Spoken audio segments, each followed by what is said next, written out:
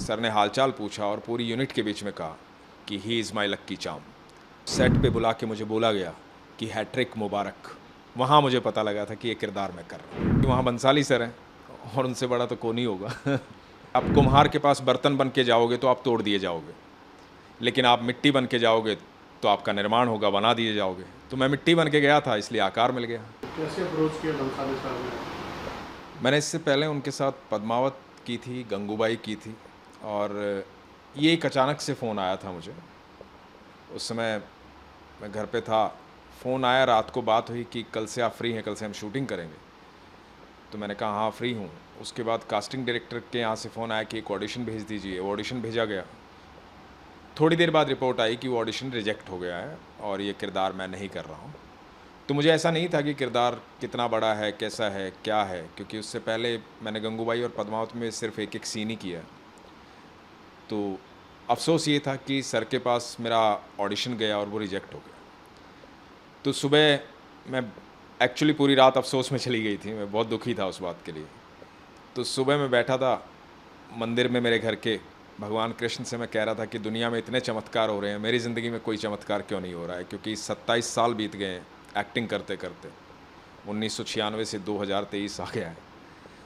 तो आप यकीन मानिएगा उसी समय मुझे एक फ़ोन आया और बोला गया कि सर आप क्या कर रहे हैं? मैंने कहा कि फ्री हूँ मैं अभी तो मुझे बोला गया कि संजय सर आपसे मिलना चाहते हैं, आप फिल्म सिटी आ सकते हैं। तो मैं फिल्म सिटी गया। जब मैं फिल्म सिटी पहुंचा तो सर से मिला और सर ने हालचाल पूछा और पूरी यूनिट के बीच में कहा कि he is my lucky charm.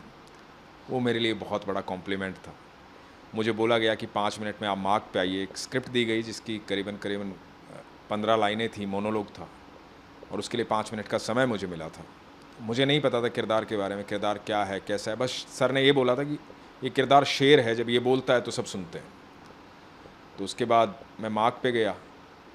मुझे लगा था ऑडिशन है, शूट हुआ, और उसका वो सर को बहुत अच्छा लगा जो बोला गया, जो परफॉर्म किया गया। उसके बाद मैंने इंतज़ार किया करीबन 2 घंटे, ढाई घंटे। मुझे लगा कि ऑडिशन क्लियर होगा, अभी पता लगेगा। तो फिर मुझे बुलाया गया सेट पे, क्योंकि ब्रेक हो गया था, और सेट पे बुला के मुझे बोला गया कि हैट्रिक मुबारक। वहाँ मुझे पता लगा था कि ये किरदार मैं कर रहा हूँ। तो आपने संजय जी के साथ पहले भी काम किया होगा, पद्मावत में और गंगूबाई में। तो आपके लिए संजय जी को नए नहीं थे, मगर कौन से एक्टर ने आपको सबसे ज़्यादा प्रभावित किया, जिसके साथ काम करके आपको हीरो मंडी में अच्छा लगा?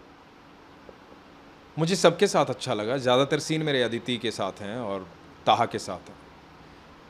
ताहा बहुत मेहनती एक्टर हैं, अपनी तरफ से 100% अपना देते हैं, और अदिति तो पहले से ही इतनी बड़ी स्टार हैं, वो इतना अच्छा काम करती हैं।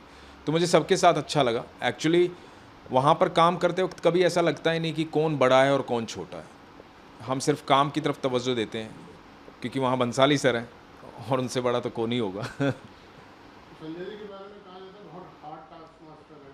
आपका कैसा अनुभव है उनके साथ ओवरऑल?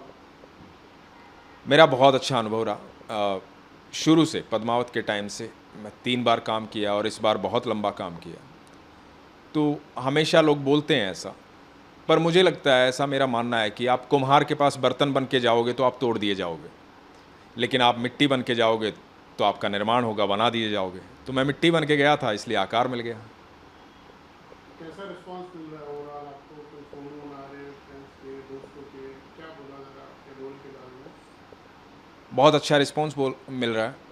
मुझे काफ़ी लोगों के फ़ोन आए, दोस्तों के फ़ोन आए, थिएटर एक्टर जो मेरे साथी थे, जिन्होंने काफ़ी अरसे मेरे साथ थिएटर में समय बिताया है, तो उनके फ़ोन आए। उन्होंने कहा कि ऐसा लग रहा है बहुत अरसे बाद मैं स्क्रीन पर अमरीश पुरी को देख रहा हूँ, ओम पुरी साहब को देख रहा हूँ। तो इस तरह के कॉम्प्लीमेंट मिले हैं, मेरे लिए बड़ी खुशी की बात है। तो और दूसरा, मेरे ज़िंदगी के महत्वपूर्ण 27 साल, जिसमें बहुत सारी चीज़ें खो दी हैं, जिनमें से पिता हैं, दादाजी हैं, दादी हैं, और उसके बाद ये मिला है। तो बस यही लग रहा है कि बहुत अच्छी बात है, वो होते तो और अच्छा लगता। चलिए, बहुत बहुत शुभकामनाएं आपको आने वाले प्रोजेक्ट्स के लिए। हमसे बात करने के लिए। Thank you so much sir.